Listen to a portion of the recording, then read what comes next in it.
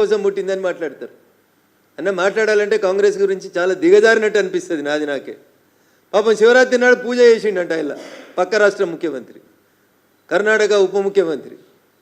శివరాత్రి రోజు స్నానం చేసి అడిగి ఇషా ఫౌండేషన్ కార్యక్రమానికి పోయి జగ్గి వాసుదేవన్ గారిని కలిసిరు. ఆయనకు నోటీస్ ఇచ్చిర్రు అని పేపర్లలో టీవీలలో వార్తలు వస్తున్నాయి. ఏంది రేవంత్ రెడ్డి గారు ఇది? ఎవరి ప్రయోజనాల కోసం పనిచేస్తున్నారు? వ్యక్తిగతంగా మాట్లాడాలంటే మేము చాలా మాట్లాడగలుగుతాం. మీరు ప్రజా సమస్యల మీద మాట్లాడుండ్రి, మీ స్కీమ్స్ మీద మాట్లాడుండ్రి, 24 గంటల కరెంటు మీద మాట్లాడుండ్రి, 2 లక్షల రైతు రుణమాఫీ మీద మాట్లాడుండ్రి, మీరు తీసుకొచ్చిన కొత్త భూమాతా చట్టం మీద మాట్లాడుండ్రి, మీరు చెప్పి చేయలేకపోతున్నటువంటి పనుల మీద మాట్లాడుండ్రి, సిద్ధాంతాల మీద చర్చ పెట్టుండ్రి. లేదా జూన్ 2, 2014 తెలంగాణ రాష్ట్రం ఏర్పాటు అయిన నుంచి ఇయ్యాలటి దాకా తెలంగాణకు కేంద్ర ప్రభుత్వం నరేంద్ర మోడీ గారు ఇచ్చిన పైసల గురించి లెక్క పెడదామని చెప్తే మేము రెడీగా ఉన్నాం చర్చకని చెప్తున్నా. మీరు 100 మంది రాన్రి, మేము ఒక్కలమే వస్తాం. ఓపికగా మీరు అడిగిన ప్రతి ప్రశ్నకు సమాధానం చెప్పిపోతాం. ప్లేస్ టైం వేదికను మీరు నిర్ణయించారు. అంతేగాని ఆడలేక మధ్యలో ఓడిందని, మీకు చేతగాక, ప్రజలని కన్విన్స్ చేసుకోలేక, పక్క పార్టీలకు వెళ్ళొచ్చి నీ పార్టీలకు చేరిన ఎమ్మెల్యేలను కాపాడుకోలేక, ఒక మంత్రి అంటాడు రంగారెడ్డి, ఒక ఎమ్మెల్యే అంటాడు రంగారెడ్డి జిల్లా ఎమ్మెల్యే, మా జిల్లాకు మంత్రి పదవి ఇవ్వకపోతే నేను రేపు రాజీనామా చేసి పారేస్తా అంటాడు. ఇగో ఇది నీ అడ్మినిస్ట్రేషన్. నువ్వు చేసిన కులగణన నీ ఎమ్మెల్సీ ఒక ఆయన అంటు పెడతాడు పట్టపగలు. బీసీల కోసమే పుట్టింది కాంగ్రెస్ పార్టీ అని చెప్తే బీసీల కోసం మాట్లాడిన ఎమ్మెల్సీని సస్పెండ్ చేస్తుంది నీ పార్టీ. ఏది మీ సిద్ధాంతం? ఎటువైపోతుంది మీ పార్టీ? ఒకసారి ఆలోచించుకోండి. అందుకని మీకు పాలన చేత కాకపోతే మీ ఢిల్లీ హైకమాండ్ తీసేస్తుందా, మీరు దిగిపోతారా, మీరు ఆలోచించుకోండి. కానీ మీ చేతగానితనానికి మా పార్టీని, భారతీయ జనతా పార్టీని, నరేంద్ర మోడీ గారి నాయకత్వాన్ని, వారి క్యాబినెట్లో సీనియర్ మంత్రిగా ఉన్నటువంటి కిషన్ రెడ్డి గారి మీద వ్యక్తిగత దూషణకు దిగుతారు రేవంత్ రెడ్డి గారు. ఒక ఏళ్ళు మా వైపు చూపిస్తే 4 ఏళ్ళు మీ వైపు చూపిస్తున్నాయనేటువంటి నగ్న సత్యాన్ని రేవంత్ రెడ్డి గారు గుర్తుంచుకోవాలి.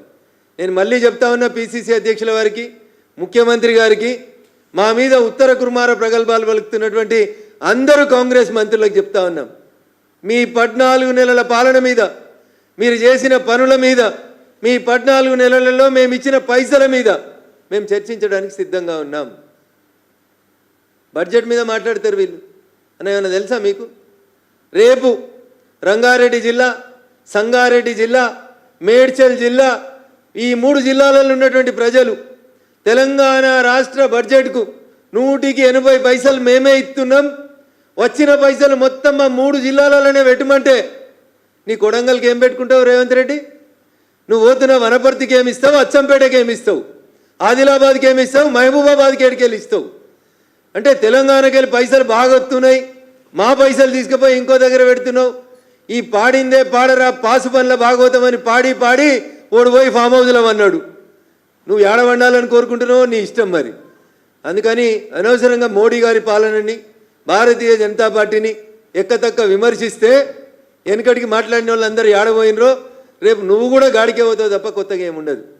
చివరికి ఒక మాట, కేసుల గురించి మాట్లాడుతున్నాడు. ఏ కేసులన్నా? నిన్ను లోపల పెట్టిన కేసులో ఏసీబీ లోపల పెట్టింది నిన్ను. ఏసీబీ ఎవరి కింద పనిచేస్తుందన్నా? ముఖ్యమంత్రి కింద పనిచేస్తుంది. నువ్వు కేటీఆర్ మీద పెట్టిన కేసు ఏం కేసు అన్నా? ACB case. ఏసీబీ కేసులో ఎందుకు రిమాండ్ చేస్తలేవన్నా? భయపడుతున్నావా? ఈడీ వచ్చి కాగితాలు కొంచెమైంది, నీ దగ్గర లేవా ఇంకో కాగితాలు? ఈడీ అరెస్ట్ చేయకమని చెప్పిందా? ఏ కోర్టు అన్నా కేటీఆర్ని అరెస్ట్ చేయకమని చెప్పిందా? ఏమన్నా స్టే ఉన్నదా? ఇన్వెస్టిగేషన్ కాగితాలు ఈడీ కొంచెమైంది, కిషన్ రెడ్డిని ఇప్పిమను. కిషన్ రెడ్డి ఇప్పితే నువ్వెందుకు, నీ ఏసీబీ ఎందుకు? నిన్ను తీసుకుపోయిన రోజు ఏసీబీ వాళ్ళు ఎట్లా తీసుకుపోయారో మర్చిపోయినావా? మరి ఇలా కేటీఆర్ వచ్చి మీ ఏసీబీ ఆఫీస్ ముంగట నిలబడి సవాల్ చేసిపోతే తోక ముడిస్తేవి. అరవింద్ కుమార్ అనే ఐఏఎస్ ఆఫీసర్ చెప్పిండు కేటీఆర్ చెప్తేనే పైసలు ట్రాన్స్ఫర్ అయినాయని. ఇంకేం కావాలి సాక్ష్యం? ఇన్ని ఉంటే కూడా నువ్వు ఆయనను అరెస్ట్ చేయడం చేత కాదు. నీ పాలన నీకు చేతగాక, ప్రజలకు మేలు చేయడం నీకు చేతగాక, నువ్వు వచ్చి మా మీద విరుచుకుపోవడం, ముఖ్యంగా మా పార్టీ అధ్యక్షుని మీద విరుచుకుపోవడాన్ని భారతీయ జనతా పార్టీగా మేము తీవ్రంగా ఖండిస్తూ ఉన్నాం. సబ్జెక్టు మీద, సిద్ధాంతం మీద, అంశాల మీద చర్చకు సిద్ధంగా ఉంటే బరాబరి చర్చకు రావడానికి భారతీయ జనతా పార్టీ పార్లమెంట్ సభ్యుడిగా మేము సిద్ధంగా ఉన్నాం. ఇంకెవరు అడిగారు నిన్న, బహుశా పిసిసి అధ్యక్షుడే అనుకుంటా, 8 మందిని గెలిపిస్తే ఏం చేస్తుర్రు? మీరేం చేసిర్రు అంటున్నా. 2004 నుంచి 2014 దాకా ఆంధ్రప్రదేశ్ పునర్వ్యవస్థీకరణ చట్టం రాసిన రోజు మహేష్ కుమార్ గౌడ్ గారు మీ పార్టీ అధికారంలో ఉంది. ఏదో బయ్యారం స్టీల్ ఫ్యాక్టరీ రాలేదని సన్నాయి నొక్కులు నొక్కుతున్నావు కదా, బయ్యారంలో స్టీల్ ఫ్యాక్టరీ పెడతాం అని ఎందుకు రాయలేదన్న ఆ రోజు? తెలుగులో రాయించనుంటివి. యాడున్నావన్నా నువ్వు? ఆంధ్రప్రదేశ్ పునర్వ్యవస్థీకరణ చట్టం 2014 వచ్చిన రోజు దాంట్లో ఏం రాసిర్రు మీరు? ఫీజిబిలిటీ ఉంటే పెడతామని రాసిర్రు. ఫీజిబిలిటీ లేదు కాబట్టి పెట్టలేదు. అందుకని దయచేసి భారతీయ జనతా పార్టీని విమర్శించే కంటే ముందు వీఆర్ సిన్సియర్. 8 మంది ఎంపీలం సిన్సియర్గా ఉన్నాం. కేంద్రం నుంచి వచ్చే నిధుల విషయంలో సిన్సియర్గా ఉన్నాం. ఆఖరికి మీకు ఇచ్చిన గిరిజన యూనివర్సిటీ, మీకు ఇచ్చిన హార్టికల్చర్ యూనివర్సిటీ, మీకు ఇచ్చిన ఎయిమ్స్, మీకు ఇచ్చిన జాతీయ రహదారులు, మీకు ఇచ్చినటువంటి ప్రతి అంశం మీద మేము చర్చకు సిద్ధంగా ఉన్నాం.